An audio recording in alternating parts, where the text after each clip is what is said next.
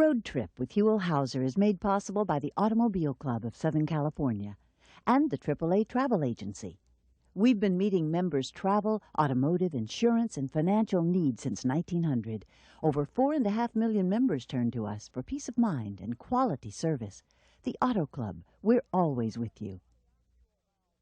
Well, hello everybody, I'm Huell, and here it is about 8:30 on a beautiful Monday morning. We're about 45 miles northeast of Los Angeles.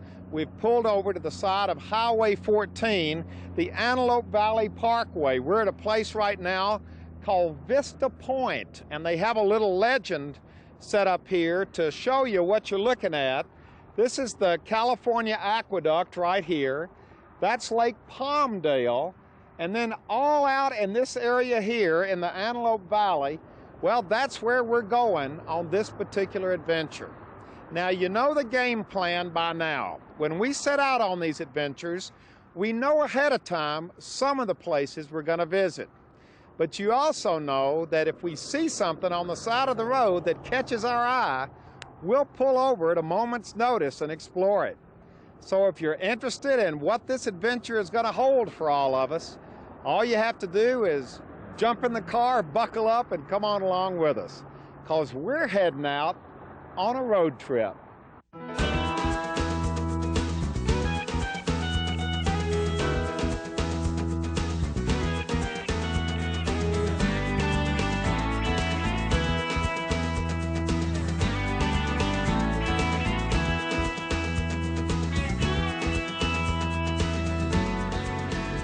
Okay, we have gotten off Highway 14.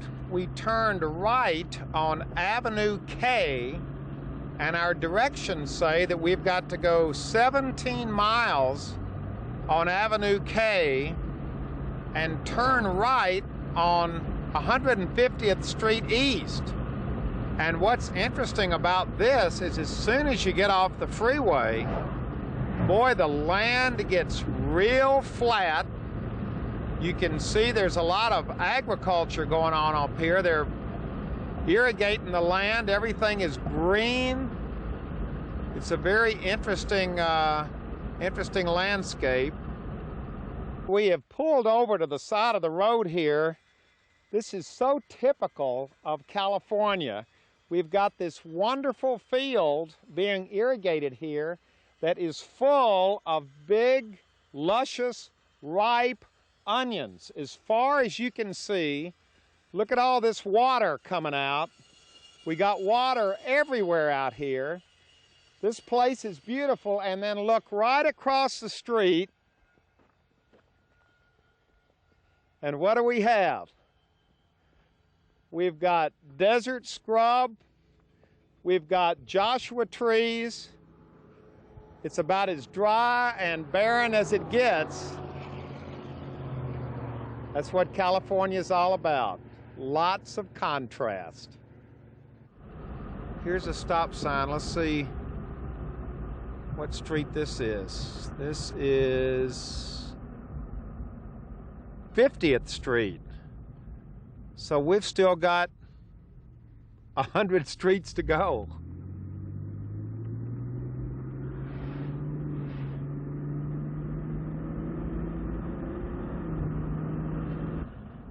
What is this?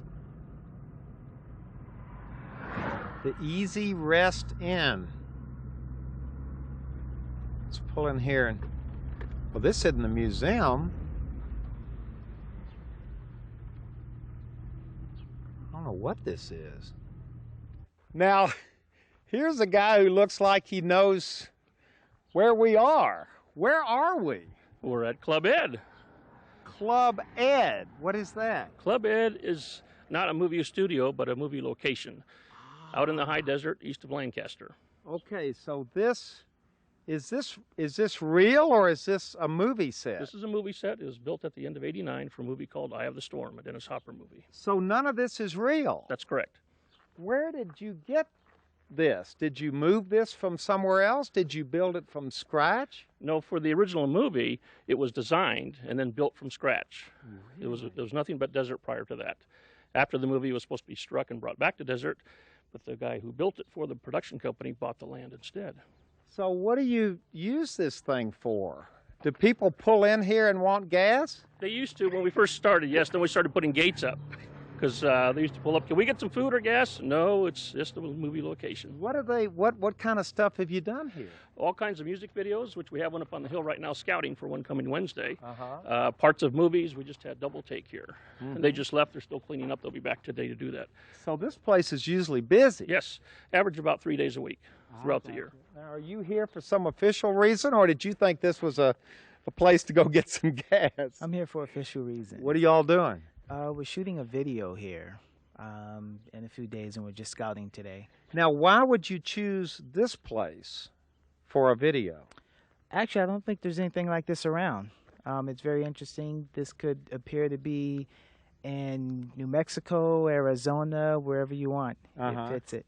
So do you think, are you going to do something out in front here, or? I'm not sure yet, but I think we're going to be using the cafe in the gas area. There's like a motel, hotel thing on the side, and then on the other side there's a pool in the back, and there's a gas station around here, another one. So it's interesting. It's very interesting. So you got stuff all over the place. Yes, we do. Is this the motel? This is the Let's motel. walk and look at this. The flip side of the original motel. The original motel has the pool. And this we wanted to make like a desert motel also in the middle of nowhere. Look at this. If you walk through the motel room, then boom, you're in another motel.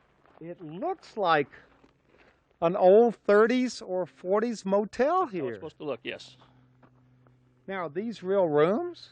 Number 1, right next to number 11, is the only practical which can be used. Uh-huh. All the other are storage for props. So people, oh, wait a minute, here's the pool. How do we get to the pool? Straight through here.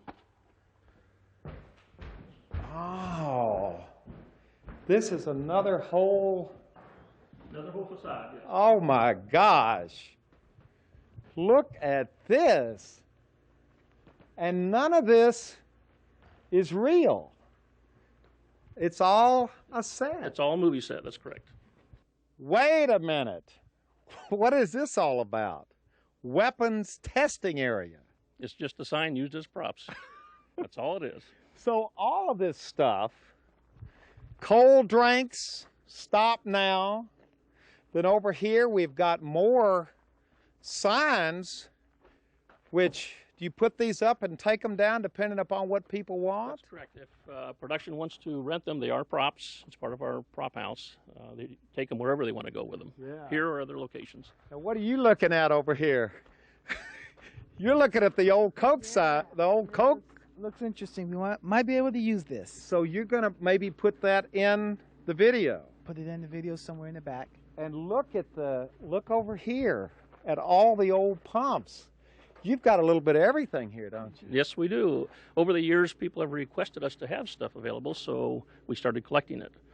And Josh handles all the prop area, along with handling the location people. This looks like a little bit of Sanford and Son out in the middle of the Antelope Valley. When I first started, they had things laying around. I said, "What's this junk laying around here?" And they said, "Randy, these are props, not junk." Now, I know this is original. Where did you find this? This was built for the movie. So it was built too? Yes, it had neon, everything lit up on it originally, but it's been knocked over a few times by the wind in production, so we keep fixing it. So it's also very old. No, not very old. It's as old as the company is. See, I would want to think that you all found that at some wonderful old motel on the side of some deserted road, like this one. I hate to disappoint you, but it was built and made to look old. See, all of this, they're all props. Yes. Set dressers are very unique in that they can make something new look old. Yeah. Well, now this is real, isn't it? The desert's real, yes. You hadn't manipulated that any, have you? Not at all. Do you rent this out too up in there? Yes, we do. So that's a whole natural look up there. Yes, there's a couple of sand dunes, and they're the largest ones in LA County, actually, behind these rocks. Can we go up and take a look at that? Sure can. All right, now we've left the gas station and motel and swimming pool, and we're heading up into the rocks to visit a sand dune. Oh my gosh, wait a minute. Whoa! Look at this view. Oh yeah, this has been in several car commercials. This is where the big Chevys come up to play around and show what they can do. We're on top of the dune. The dune's about 75 feet tall. Okay, let's get out. Josh, this really is beautiful stuff. You cannot reproduce this. Oh, absolutely not. This is 100% nature made. Now, when the location scouts come out here, what are they taken by? The vastness of it all, the color of the sun on the rocks, the trees? What is it? What's your main selling point? Well, the main selling point is we're really easy to access. I mean, they could probably go to Morocco and get the same thing, but we're only an hour from Hollywood. Yeah. So. But when they come out here, do they feel like they're out in the boonies when they're out here? Oh, always. What kind Always. of comments do you get from the Hollywood types when they come out here? Why does it take so long to get out here? It takes an hour. Yes, but we're so far from town, we're isolated. Yeah. And that's what they feel when they're coming out. They keep going. They're going for 15, 16 miles out of town. Where do people stay when they come out here? That's Primarily- not really a motel. No, they primarily stay in Lancaster and Palmdale. Yeah, and Yeah. they'll come out here and stay for how long? Depends on the size of the shoot. It could be one day. It could be like the last one was here 6 weeks. Oh my gosh, slow down. We're going off the, oh boy. Whoa! Hold on. Trust me. This is great. Whoa! Right down the sand dune. Off into the sunset. Doesn't get any better than that. Okay, we are now back on 150th Street East, and we're following Josh. That's Josh up there in the red car. We're following him because he wants to show us a very, according to him, unusual lake. All right, fellas, where is it? Where are we again? You said you were bringing me to a lake. This used to be the hot spot when I was in high school. This was prom night. There's a wonderful restaurant called Mr. B's and this lake in Lake Los Angeles. And it was very romantic because you see the lights glistening on the water and the nice restaurant atmosphere. So wait a minute, this was the restaurant right here. This was a little pier. A little dock going out to the lake. And look around here. This is Lake Los Angeles? That's Lake Los Angeles, the lake of Lake Los Angeles, yes. What happened, Josh, to Lake Los Angeles? Well, in 1983, they had a vote go through the city. And the vote was that if they were going to keep the lake, each house would have to pay $15 a year extra in taxes. And by like a 2/3 majority, they voted it down, and away went the lake. So the lake literally just dried up? Oh yeah, one of the big problems with the lake in the first place was that the ground out here, it's not like cement. It does actually go into the ground and dissipate, and they were losing too much water going into the dirt, so they had to pump more in. So this is Lake Los Angeles. Do you think the lake will ever come back? Well, there's a couple of groups always trying to get the lake to come back, and of course that takes time and money. And since we're not incorporated out here, it's unincorporated LA County with the town of Lake Los Angeles. It takes a lot more support than that, but they also are planning to build some soccer fields and some baseball fields down Out here? Right out here to give the community, if they don't have a lake, at least they have something to do. Now you live out here, you all work out here. When these people come up from Hollywood to film out at Club Ed, do they ask about Lake Los Angeles? Do they want to go like water skiing or something like that? Oh, I've talked to... I know they do, don't they? A lot of people wonder what happened to Lake Los Angeles. Most people from, they've been in for the business for a while, and they know it's not here now. But every now and then we get a couple that I hear stories. They brought their jet skis out. They figured they were going to be filming, and over the weekend they could just go and play in the water with the jet skis. And Well, one of the original questions is just like you asked, they come out here, is there really a lake here somewhere? There really was at one time. There was. It was here, but just like everything else out in this part of the desert, it plays tricks on you, doesn't it? Oh yeah. Things are not always as they appear to be out here. That's right.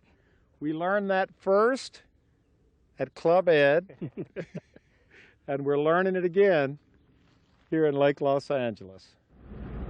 Okay, here is the sign for the Antelope Valley Indian Museum. We have doubled back. This is Avenue M off of 150th. Another one of these desert roads that just cuts right through the middle of nowhere. But I think within a mile or two, we should be at the museum. We have finally arrived. You have no idea how many places we've been already, including Club Ed. Oh, do you Club know about Ed. that? Oh, yes, I certainly do. Well, now, Club Ed was strange and wonderful. But this is interesting in its own way because we thought we were coming to the Antelope Valley Indian Museum. We are here, but it looks like a Swiss chalet. What's the story? The story is that everyone reacts the same way. We have no idea.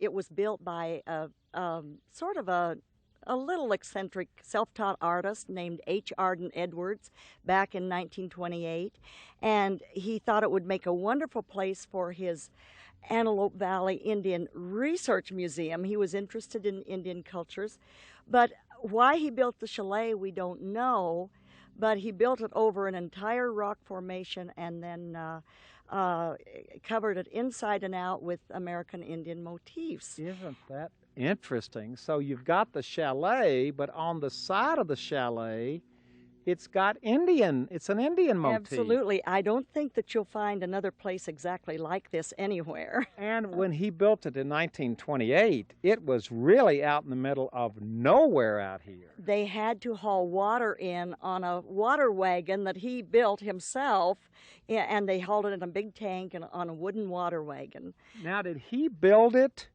Come on, let's walk up here. Did he build it as a museum, or was this his house? Well, it was both, because he was working down in L.A. Now, wait a minute. Did he do all this rock work? Is this all here? I'm not absolutely sure at what time the rock was put in. He sort of did it as he went along. He was working as an adult education teacher of art down in L.A.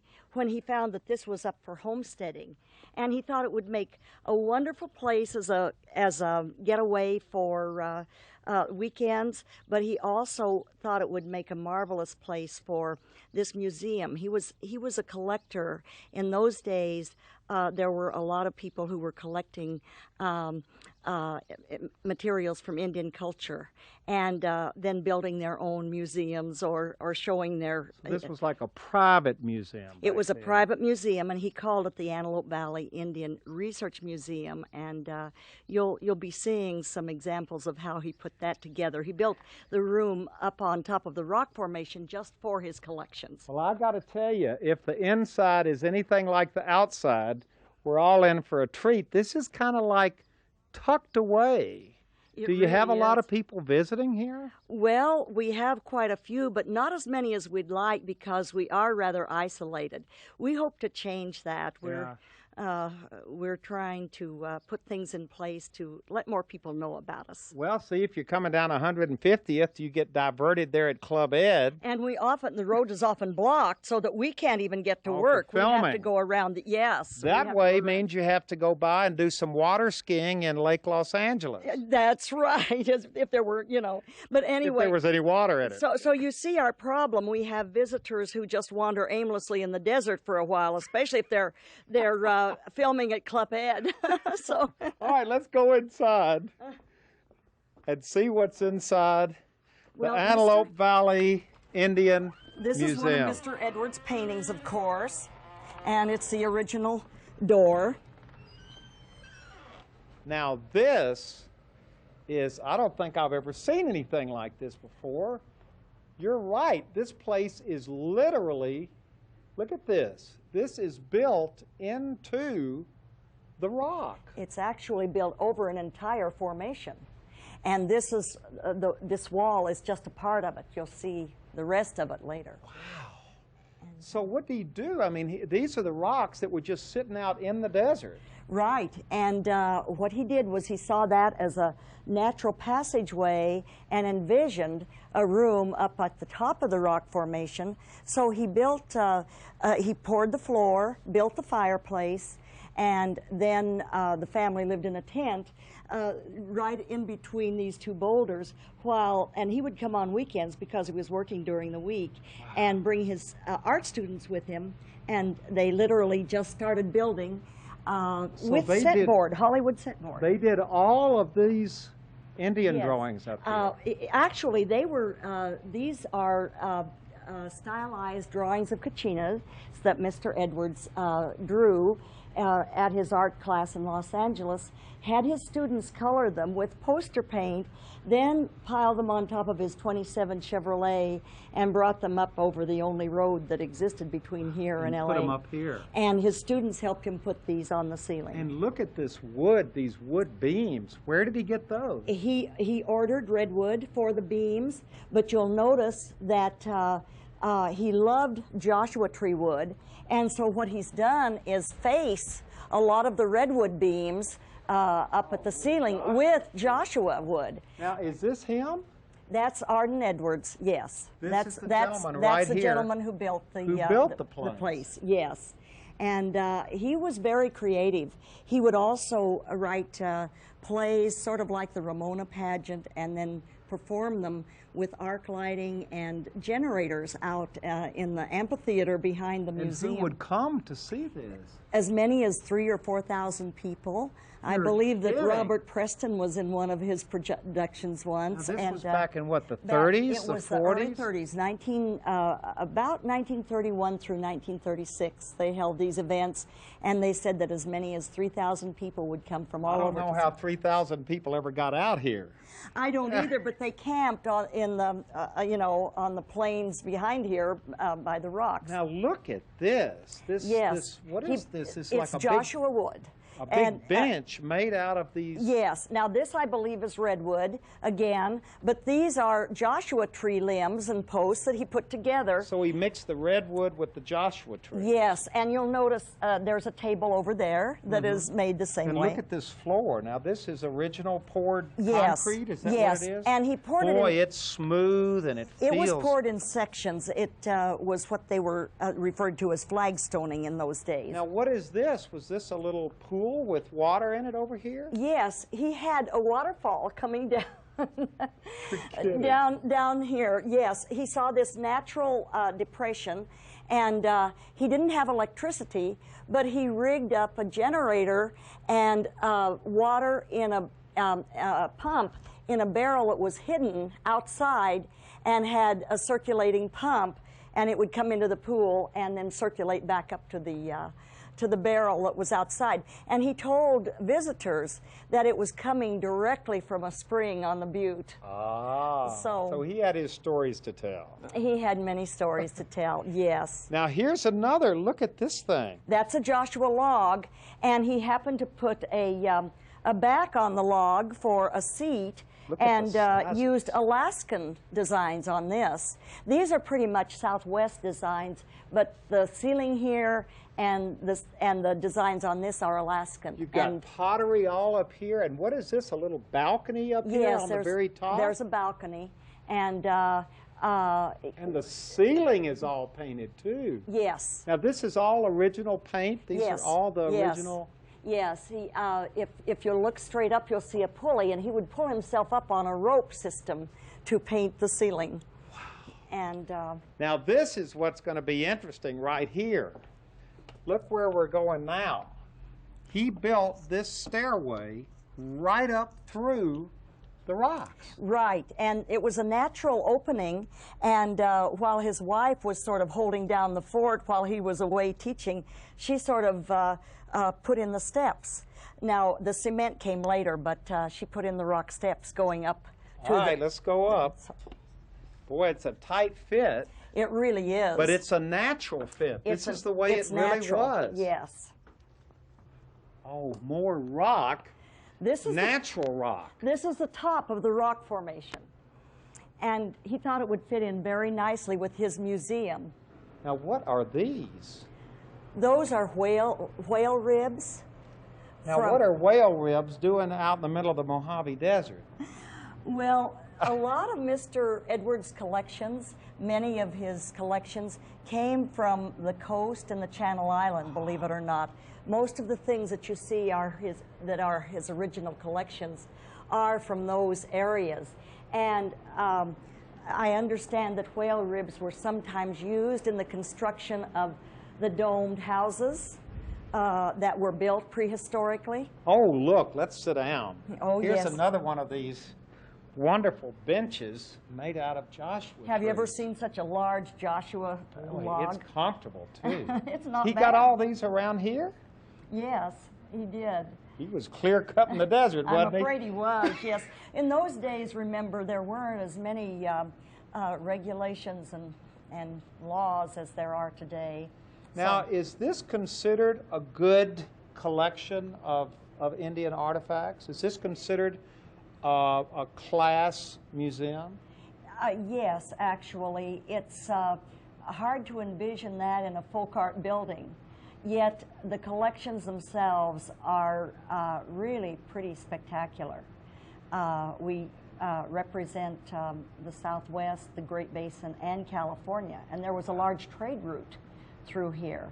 And so our materials, some are one of a kind, and of course today we don't go out and collect things as people were doing then, but they've been verified and documented, and we're having people from the Indian community help us identify some things. So you have scholars coming in here to do their research here. Yes, we do have scholars who come and look at our collections, especially people who are working on coastal ideas in archaeology and anthropology. So wait a minute, people studying the coastal Indians come here to the desert. Yes, yes. To the museum that's built like a Swiss chalet. Yes, and we hope that there will be more. Well, we're back outside. Thank you very much for the tour. Well, it's my pleasure. I hope that, as I said, that you'll return and that a lot of people will come to visit us. It's open to the public. It's open to the public just winter months, from September, the third weekend in September, until the second weekend in June, because as you can see, it gets too warm in the summer. But we're trying to fix that. It does get hot. We're trying to fix that. And you're owned by the state too, which is a perfect segue. Hello. I'm Huell Hauser. Kathleen Franklin, Superintendent for the Mojave Desert State Parks. She has been standing here for 2.5 hours waiting for us to get out of that museum. Sorry, we're running late on these things. No problem, a lot of traffic today. But you're here to tell us the other part of the story. Look at this. Before we leave, here's the museum built right into the side of these rocks. We get a good view of it from here. When Edwards decided to locate here, he was very enchanted with the desert landscape, particularly the rocky butte called Paiute Butte, which is right behind us. We're at the start of a nature trail that leads to that butte. So part of coming to this park is not only to see the museum, but to appreciate the buttes that the museum was built over. Yes, both. These are the buttes. This is Paiute Butte specifically. And the reason I wanted to show you this is that I actually used to live here on the grounds. And I spent so many happy hours just going and climbing in amongst these rocks, both with and without a camera, just enjoying this. It's almost like a playground. Now it's midday now, so it's the shadows really don't do their wonder until late afternoon and early morning. This place must just come alive when the sun gets it in the afternoon. It's particularly beautiful in the morning or in the evenings. And of course, since I lived here in the evenings and at nighttime, this expanses of the night sky were incredible. Now, are these... This is just the other side of the sand dune that we were on when we were over at Club Ed right? Yes, that's right. But this is protected by the state. This is all part of a state park. That's correct. What is a sand dune doing up in the mountains like this? That's kind of an unusual looking thing in itself. It's a matter of rocks breaking down and sands blowing, and with the winds coming mostly from the west, a lot of the sand tends to settle on the lee side or the protected side of the rocky butte. Does that shift around a lot? Not a lot. No, this over is- time it does. This is basically sandy. This is all very sandy soil. That's right right. here. Now, when people come here to visit the museum, can they also hike all up in here? Is this all open to the public? Yes, and I would really encourage them to do so. A lot of our visitors are from urban areas, and they haven't had a chance to be out in the deserts. Well, I'll tell you what, it's beautiful. It again is here for all of us to enjoy. It's called the Antelope Valley Indian Museum, the Nature Trail to Paiute Butte. Paiute Butte. That's right. Okay, we have the air conditioning up as far as it'll go. The thermometer here on the car says it's 103, and we are pulling in to the little community of Mojave, which sits right along the side of the highway. There's a railroad track on one side of the road and a strip of town on the other side of the road. Lots of motels, fast food restaurants. That's what it is. Now, let's talk just a minute about tourism, because I think I've already mentioned it as we were driving in the car, that when most of us think of Mojave, we think of this strip of fast food, service stations, motels up and down the road. It's just kind of it's not really a place that we think of, though, as an ultimate destination. It's kind of a drive-through town. Well, that's true to a certain extent, but we have a lot of industry around here. We have cement plants, we have a big borax mine about 30 miles east, but we have the Mojave Airport, which we think is our real gem. Okay, that's what we wanted to see. And you're going to take us there, because that's the airport that you notice when you're driving by and you see all of those planes over there. Right. And I know that if we're asking that question, you must have had 100 or 1,000 people stop in this caboose and ask, what's the deal on the airplane? Oh, that's true. People ask the people who work in the restaurants, the service stations. The airplanes and the windmills are the two things they always ask about. All right, we know about the windmills. So now we're interested in the airplanes, and we're going to leave the caboose and head over to the, what's it called? The Mojave Airport. The Mojave Airport. Okay.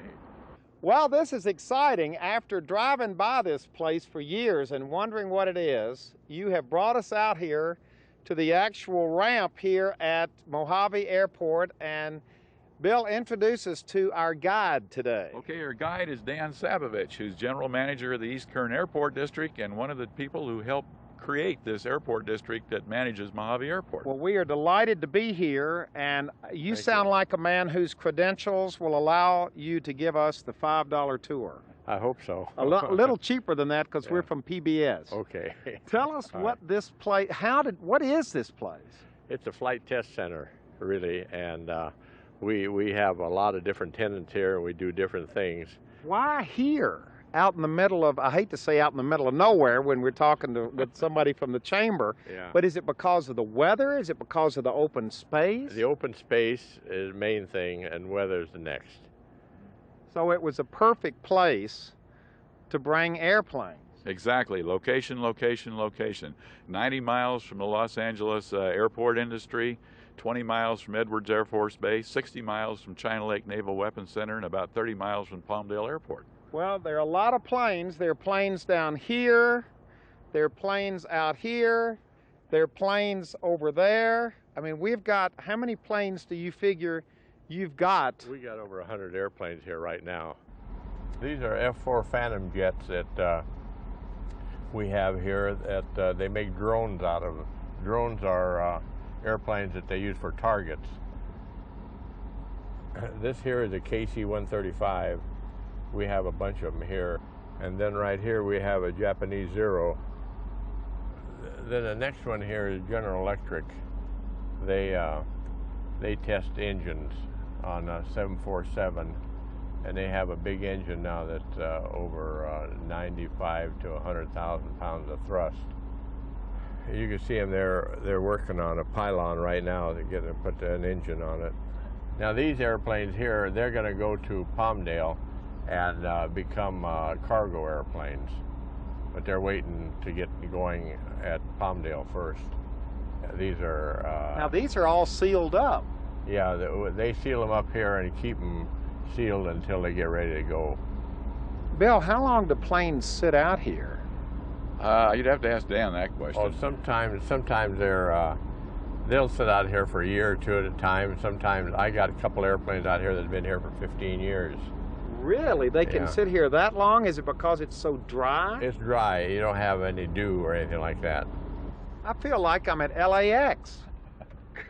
Well, films have been shot here depicting things that happened at LAX. Really? Exactly. What was that movie, Dan, where the airplane crashed at the end of the bus? Remember the bus with the... Speed? Speed, yeah. The climactic scenes in Speed were filmed right out here, because you obviously can't do that at LAX. Right here, yeah. Wow, look at all these. This is like the airlines of the world right here. Oh, look. Hi, nice to meet you. How you doing, Huell? You didn't expect us here, did you? Not at all. All right, tell us what this is, because this is, I've never seen anything like this before. Well, this is a MiG-21, and we aren't real familiar with it yet. We've only had it for a couple months, and we're learning about it, and we're getting ready to do something with it. But Well, that's pretty ambiguous.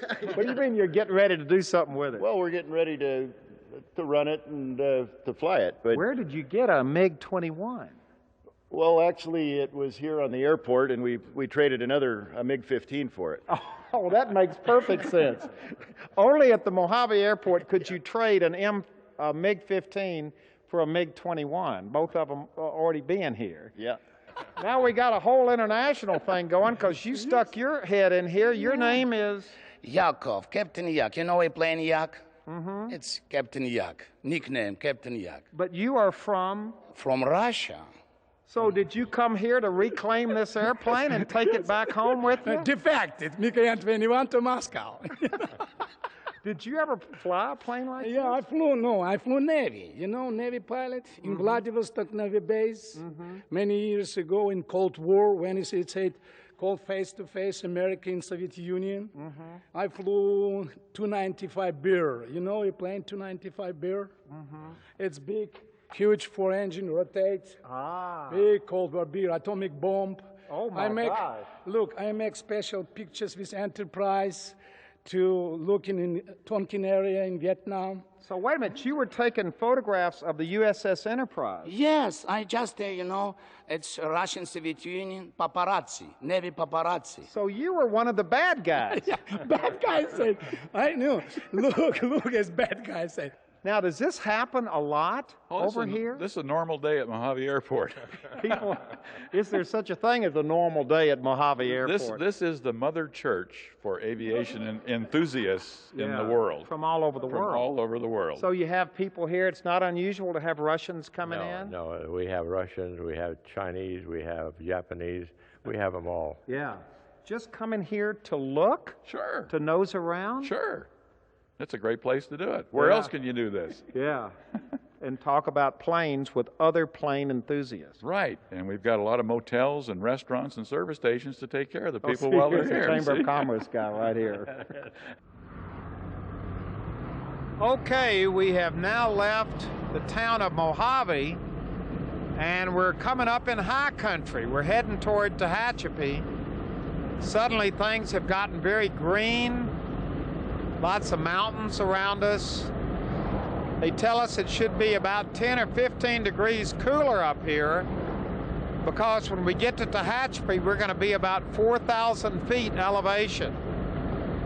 This is beautiful country up here, and we're going to spend the rest of the day up here in Tehachapi. Now, Tehachapi historically is a train town. So it was only natural that our first stop was in a store called Trains Etc., which is owned and operated by Cheryl Bovey and Doug Pickard. Doug was our Tehachapi host and guide. And after playing with his model trains for a while, we were off to our first Tehachapi destination, which was located a few miles out of town down a lovely little country road. Okay, our first stop, you have brought us where? This is Morning Cloak Ranch, and this is Mr. Ed Sampson, the owner. Howdy, Huell Hauser. Very nice I to guess meet you heard we were coming. Yes, I did. Well, I'm happy to have you here. Tell us about this place, because this is absolutely beautiful. Well, thank you. It's a love of my wife and mine, let's put it that way. It was always our ambition to establish a garden like this, and we finally got the opportunity when we found this piece of ground. We found this property 27 years ago and have improved on it ever since. Now, what have you got here? What is located on Morning Cloak Ranch? Well, we've accumulated around 2,600 species of plants, 500 California natives, and we have some of the finest oak trees in the whole area. Boy, these are beautiful. What are these? Right here, Yeah. on this side, these are cottonwood trees. It's Populus balsamifera. It comes from Idaho. Wow. And those were cuttings that we made about 22 years ago. So you've been bringing stuff here. Now, just looking over here, we're seeing what, a whole little arrangement of what? Those are plants from various parts of the world. Most of these are from eastern United States. These large plants here are viburnums that grow in the woods back there. Oh my gosh, look at this oak tree. Now I'm just seeing this thing. Okay, that's a Quercus lobata. That's a valley oak. It's native to California. It grows in deep soils. Now, is this where you live, right here in the middle of all of this? Right in the middle of it. Oh my gosh. Look at these trees. These are absolutely, I think standing right here and looking at this oak tree, that's about as pretty a shot as you can get of an oak tree. That's a very nice tree. It's probably around 400 to 450 years old. Now, do you have the place set up as a, I mean, how do we see it? How do we know what's here? Well, if can we just walk down here? Yeah, let's walk down this road over here. That'll Look at this. This is great. This is a California native right here. This is Carpentaria. It grows in a narrow range of in the area near Fresno. Mm-hmm. And it's the only place it grows in the world. Except here. Except here. And look, walking through here, this is just beautiful. Just kind of walking down the path here. Excuse me. Is this a good time of year to be here? It's pretty good. I try to arrange it so there's color all the time. Mm-hmm. So we have something blooming at all times of the year.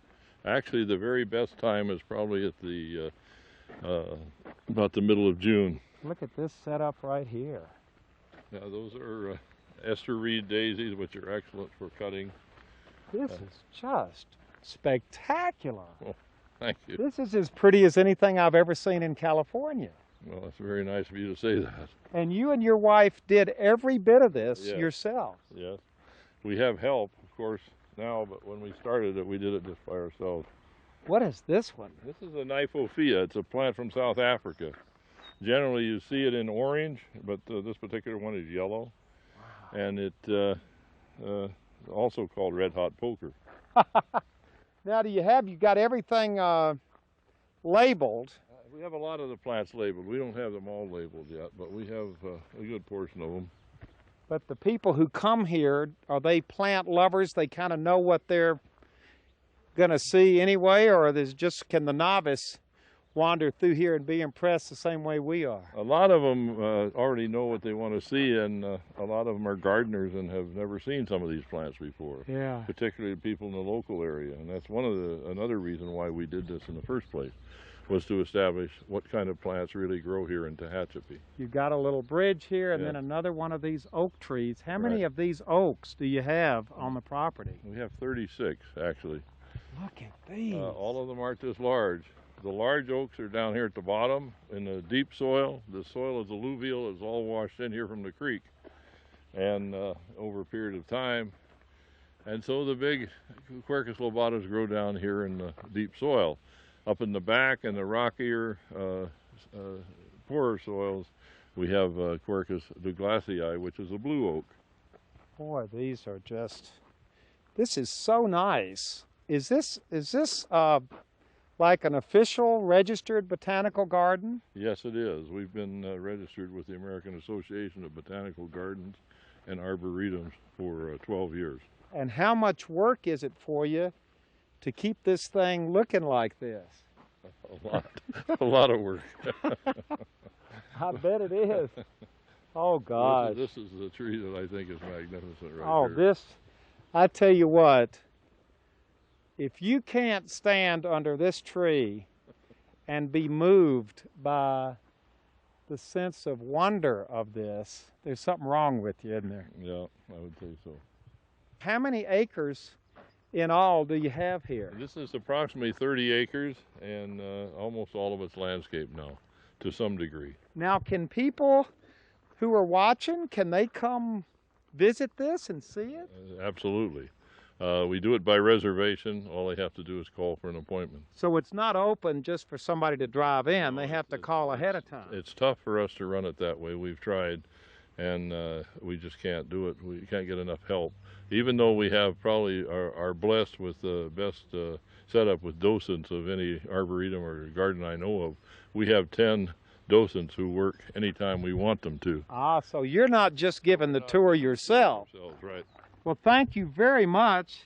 You're sure welcome. I know it's been a quick tour. We're heading for the trains. Okay. The trains and the botanical garden coexist just fine together, don't they? Yes, we sure do. And let's just end up with a nice, big, beautiful shot of this oak tree on this glorious day. The breeze is cool, the sky is blue, and the oak tree is standing there just like it has been for hundreds and hundreds of years here in the Botanical Garden. Okay, Doug, we have left the Botanical Gardens, and continuing on our Tehachapi Railroad theme, you have brought us to a place that's obviously following that theme, a little unusual, isn't it? Well, this is the home of Betty and Bill Stokoe. And Bill had worked on the railroad all of his life as a signal maintainer. This was his job, and he, over the years, got a collection of signals. Unfortunately, we lost Bill about a year ago, but Betty's here to show us the collection. And they use this almost like a doorbell and a formal entry, so maybe Betty will let us in. So we have to, wait a minute, it's beginning to move here a little bit. Now, there's a little time delay on it, and there it goes. Well, that means we can go in. That's right. Can we come in? Well, come on out and meet us. You've thrown all the switches, haven't you? Yes. Hi, I'm Huell Hauser. Glad to meet you. Nice to meet you. Well, we've heard a lot about your house, but I heard that you had more than just this here. Oh, yeah, we have a whole backyard full of stuff. Mostly signals, a lot of small memorabilia that we built a little museum to house. Well, wait a minute, let's don't talk about it. Let's go look at it. It's in your backyard. Yes, it is. Look at your backyard. Well, this is... You don't have a backyard. Well, most people have trees, but I have signals. Oh, my goodness. Makes it very unique. How many have you got back here? I think there's, what, 6, 7, and then all of those little ones are indicators, which actually don't belong on the signal itself. And then the small ones are dwarf. And how long did it take you all to get this collection together? Well, he started putting these things up in about 1971, hauling them in one at a time, sometimes in pieces, and building them from the ground up. Now, wait a minute. You got these things legally, didn't you? Oh, sure. Well, I'm sure. I just wanted to double check. These were all surplus things? Or? Yeah, Bill, there's, in the railfan world, why people buy and sell and trade these, but because Bill was in the business, he knew when they were available. And, oh, yes, they're all legal. He just had the opportunity of first-hand information on when something was available. Now, we got a fellow over in this little house. What's this all about? I invited a friend of mine over, Ed Delvers, from here in Tehachapi, and he's the one who knows how to operate all the controls to make Howdy, Ed. How you doing? Oh, hello. Come on out here and tell us what you got. Do any of these things make a noise? Everything is in working order. Really? And we've got lights going, we've got semaphores going up and down. We've got crossing gates that we can turn on for you. Why don't we do that? All right. Well, this is about as good a collection of railroad memorabilia outside a museum as I've ever seen. And our hopes... Oh, there it goes. Oh, look at this. Oh, we got them all going. Only in Tehachapi could you be zoned to do this legally. I don't know that we have a zoning ordinance for this. So. Are you in violation of a zoning ordinance? Well, I've never asked. What do your neighbors think? They think it's great. Their kids love you can it. See, the old ones just moved out, so the new ones don't know about this yet. Wow, this is great. Let's get those bells going one more time. This feels, you really get the excitement of it, don't you? Some of the importance of the collection, like the little signal down here. This one came out of Grand Central Station in New York. Right down there. Yeah, was it that one or the little one over there, Betty? Okay, so this one came out of Grand Central Station. Right. It was used in where they had all the switch yards for all the passenger tracks, and that's a little door. Look at these. These are amazing. Look at all of this stuff. Well, your husband worked very hard on it. Yes. And it is here kind of as a tribute to him, isn't it? Well, it is. Ideally, I would be able to stay here and you know, share it with people as we have done for the last many years, but I need to be closer to my family, so I will be leaving. But it's a sentimental journey for me, you know, to walk off and leave all this, but I'm sort of leaving it in the hands of Tehachapi. I think they'll be able to maintain it. What do you think's going to happen? Well, we have a movement to try and restore our old passenger depot, and the grand plan is that this whole backyard or this collection becomes part of the museum at the depot. Boy, so we hope to have them set up, spread out more, have them all operating, and have them properly with all the proper explanation of what. So this would be a really important historical museum. Or pieces of a museum. Yeah, it's a lot of fun, but this is the real stuff. Oh yeah. A lot of this stuff dates to the early part of the 1900s. I mean, there's some things that have that's the original patent dates, like 1912. It could have been made for 20 years after that, but wow. Yeah, these are a part of railroading that is pretty much all forgotten. We think of saving old engines and things, but this is just as important as saving other parts of early railroading. Well, thank you for allowing us in your backyard. Well, of course. Absolutely. I'm glad to have you here.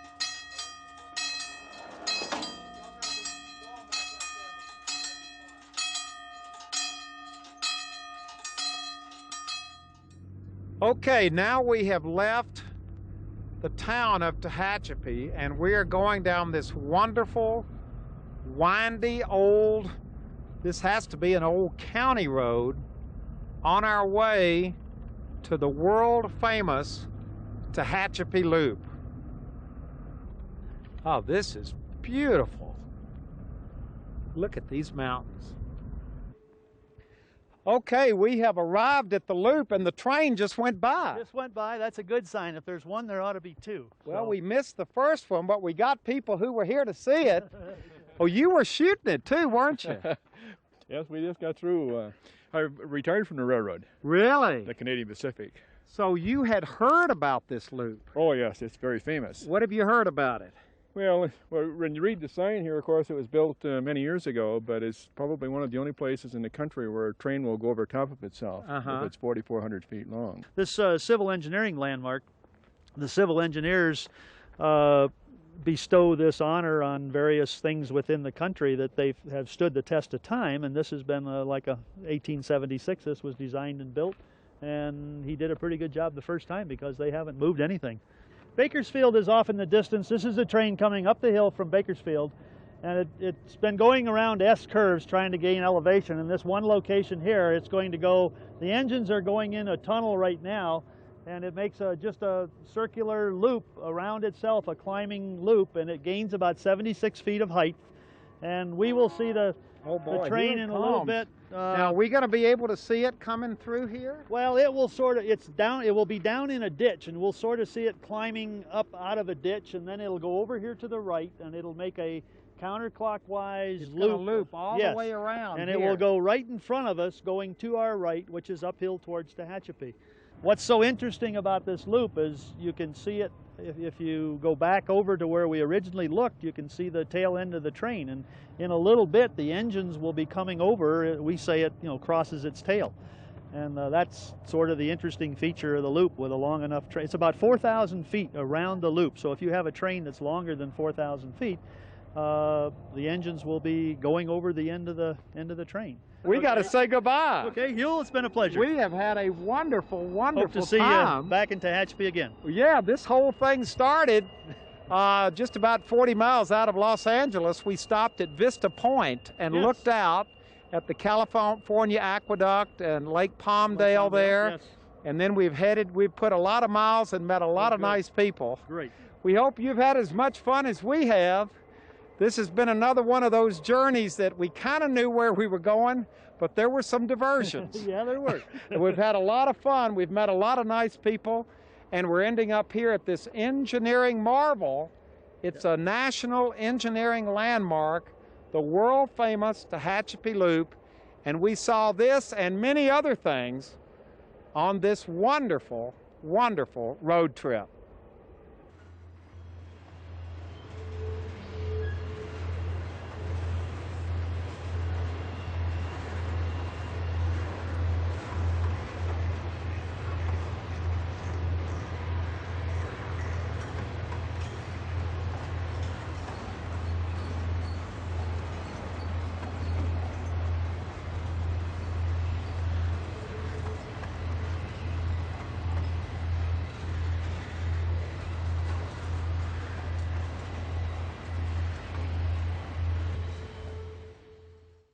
Road Trip with Huell Hauser was made possible by the Automobile Club of Southern California and the AAA Travel Agency. We've been meeting members' travel, automotive, insurance, and financial needs since 1900. Over 4.5 million members turn to us for peace of mind and quality service. Find out more about all the ways Auto Club can serve you. 1-800-628-CLUB. The Auto Club. We're always with you. Hello, everybody. I'm Huell Hauser. And if you enjoyed this particular road trip and would like to see it again or share it with family and friends, it's available on video cassette. All you have to do is call 1-800-266-5727 and we'll send it to you right away.